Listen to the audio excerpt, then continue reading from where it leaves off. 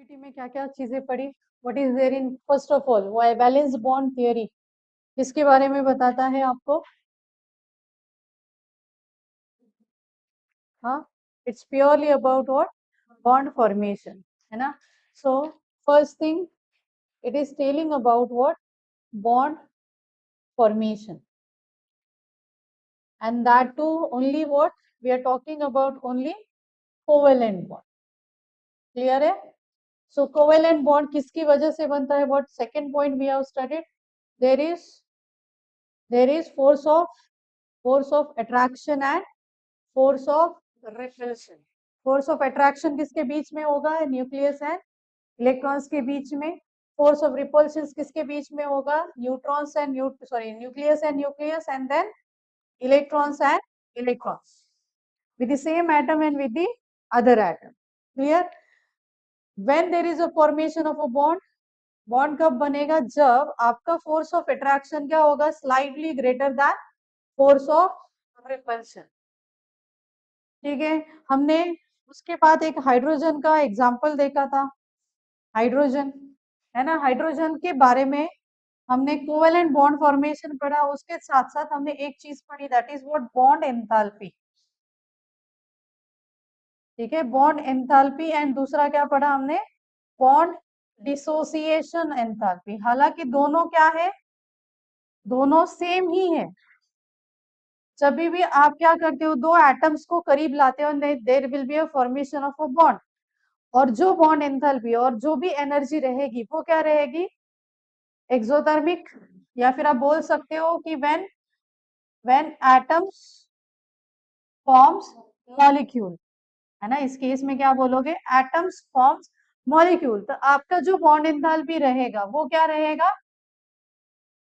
क्या रहेगा? ये नेगेटिव. विच मीन्स दैट आपकी जो एनर्जी है वो क्या हो गई? रिलीज हो गई. समझ में आई बात? देन बॉन्ड डिसोसिएशन एंथैल्पी क्या होता है? अगर आप क्या करते हो, किसी मॉलिक्यूल को क्या करते हो? एटम्स में कन्वर्ट करते हो, तो उसका बॉन्ड क्या करना पड़ेगा? आपको ब्रेक करना पड़ेगा. और बॉन्ड ब्रेक करोगे तो आपको bond energy, bond dissociation enthalpy क्या करनी पड़ेगी? देनी पड़ेगी. मतलब वो रिएक्शन क्या होगी? एंडोथर्मिक. तो यहाँ पे एक्सोथर्मिक का मतलब होता है एनर्जी रिलीज. एक्सोथर्मिक का मतलब क्या होता है? Energy release. एंड एंडोथर्मिक का मतलब क्या होता है? Energy required to break that bond. इतनी ही चीजें थी, है ना. सो आपको और एक चीज समझ में आनी चाहिए कि whenever we are plotting a graph, है ना, तो ग्राफ किसके, कोई भी एटम रहे, सबसे पहले आपको पता होना चाहिए कि यहाँ पे ये जो ग्राफ स्टार्ट होता है, this is from the bond enthalpy या फिर बॉन्ड डिसोसिएशन एंथैल्पी का. यहाँ पे क्या रहेगा आपका? बॉन्ड डिसोसिएशन एंथैल्पी रहेगी, है ना. यहाँ पे आपकी बॉन्ड डिसोसिएशन एंथैल्पी क्या रहेगी? It will be zero. Bond dissociation enthalpy zero कब रहेगी? जब बॉन्ड्स, एटम्स के बीच में कोई बॉन्ड नहीं बना हो. So we have started this. यहाँ पे क्या होता है अपना? Internuclear distance. मतलब जब दो एटम्स एक दूसरे के करीब आएंगे, क्या बनाने के लिए? एक मॉलिक्यूल बनाने के लिए. तो उनके बीच में क्या होना चाहिए? Bond formation. समझ में आई बात? जब दो एटम्स एक दूसरे के करीब आएंगे धीरे धीरे, किसके लिए आएंगे? आपको क्लियर होना चाहिए, मॉलिक्यूल बनने के लिए, राइट. तब क्या होगा? मॉलिक्यूल कब बनेगा? जब उनके बीच में क्या हो? बॉन्ड फॉर्मेशन हो. और बॉन्ड फॉर्मेशन कब पॉसिबल है? जब उनका इंटर न्यूक्लियर डिस्टेंस क्या हो? डिक्रीज हो, कम होता जाए, है ना. सो यहाँ से मॉलिक्यूल आ रहा है, आपको सबको दिख रहा है. ये डिस्टेंस क्या हो रहा है? धीरे धीरे. ये डिस्टेंस को देखो, इन दोनों के डिस्टेंस ये क्या है? This is our inter nuclear distance. और वो धीरे धीरे क्या होगा? कम होता जाएगा. कितना कम होगा? जब तक आपका force of attraction is equal to force of repulsion. Comparable होना चाहिए, उसका स्लाइटली ग्रेटर देन होना चाहिए. समझ में आई बात? तो क्या होगा आपका? पहले बॉन्ड फॉर्मेशन नहीं है तो आपकी बॉन्ड एंथैल्पी ऑब्वियस काउंट ही नहीं करोगे. एक एटम की क्या बॉन्ड एंथैल्पी रहेगी? जीरो. वो एटम कोई बॉन्ड बना ही नहीं रहा है. सही है।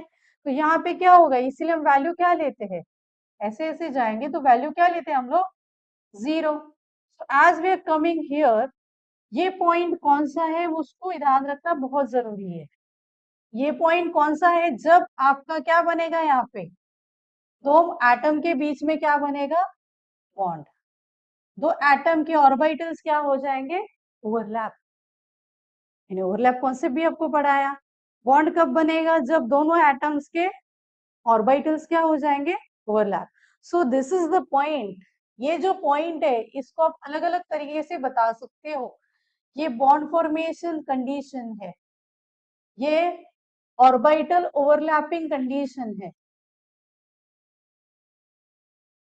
ठीक है। और क्या क्या होता है इसके बीच में, अब यहाँ पे बोल सकते हो कोवेलेंट बॉन्ड फॉर्मेशन है, ठीक है। So this is the energy. इस पॉइंट पे ये जो एनर्जी हमने लिखी है एक्स पे, that will be your bond dissociation energy, ठीक है। देन यहां से यहां तक हमारा क्या है, दिस इज व्हाट, ये अपना इंटरन्यूक्लियर डिस्टेंस है। तो यहां से यहां तक क्या हो गया अपना, this will be our bond length between that two atoms. समझ में आई बात। इस पॉइंट पे क्या होगा बॉय गाइस, इस पॉइंट पे क्या हो जाएगा, अगर मानो ये जो आपका ग्राफ है यहाँ पे शिफ्ट हो गया, इसका मतलब क्या हुआ, दो एटम्स करीब करीब आएंगे ना, डायग्रामेटिकली देखो दो एटम्स ज्यादा करीब आएंगे, बहुत ज्यादा ओवरलैपिंग। देन यहाँ पे बहुत ज्यादा ओवरलैपिंग, और यहाँ पे क्या हो जाएगा, दो एटम क्या हो जाएंगे, एक दूसरे के अंदर मर्ज हो जाएंगे। विच इज सेइंग दैट कोई रिपल्शन भी नहीं है और कोई फ्रैक्शन, मतलब अट्रैक्शन, सॉरी रिपल्शन बिल्कुल भी नहीं है, पूरा का पूरा क्या है, अट्रैक्शन है। And this case is never ever possible for any atom. ये आपको बहुत अच्छे से समझना है। भले ही हाइड्रोजन एटम सेम है, बट फिर भी उनके बीच में क्या होगा, रिपल्शन होगा ही होगा, क्योंकि दो इलेक्ट्रॉन्स है और दो प्रोटॉन्स है, तो उनके बीच में क्या होगा, रिपल्शन होगा ही होगा। सो बेसिकली ये जो बॉन्ड लेंथ है ना, आप इसको बोल सकते हो मिनिमम, ये क्या है, मिनिमम इंटरन्यूक्लियर डिस्टेंस। एक मॉलिक्यूल को बनने के लिए एक मिनिमम इंटरन्यूक्लियर डिस्टेंस होना ही चाहिए, होगा ही, होना ही चाहिए नहीं, होगा ही। और वो जो मिनिमम इंटरन्यूक्लियर डिस्टेंस है वो किसकी वजह से होगा, this is purely because of what, purely because of repulsion between, repulsion between like particles, है ना, रिपल्शन बिटवीन लाइक पार्टिकल्स। मतलब कौन कौन से पार्टिकल्स होते हैं हमारे पास, प्रोटॉन एंड इलेक्ट्रॉन, उन दोनों के बीच में क्या होगा, रिपल्शन रहेगा ही रहेगा। इट इज नेवर पॉसिबल कि आपका रिपल्शन क्या हो, 0। And it is also never possible कि आपका अट्रैक्शन क्या हो, मैक्सिमम हाइएस्ट वैल्यू, मतलब 0 रिपल्शन है, पूरा का पूरा क्या है, अट्रैक्शन ही है। समझ में आई बात। This is all about BBT. ये ग्राफ आपको समझना बहुत जरूरी है, सबसे इंपॉर्टेंट है। यहाँ पे एटम एक दूसरे के करीब करीब आ रहे हैं, then point is coming whenever there is a perfect overlapping at which bond formation is happening and the two atoms are keeping the minimum internuclear distance between them, which is called as a bond length। समझ में आई बात। यही हम लोग as a क्या पढ़ते हैं, bond length. जितना ज्यादा बॉन्ड लेंथ होगा उतनी ज्यादा आपकी एनर्जी क्या होती है, कम लगती है। बॉन्ड डिसोसिएशन, बॉन्ड को तोड़ने के लिए एनर्जी क्या लगेगी, कम लगेगी। तो you can say bond length is inversely proportional to what, bond dissociation enthalpy.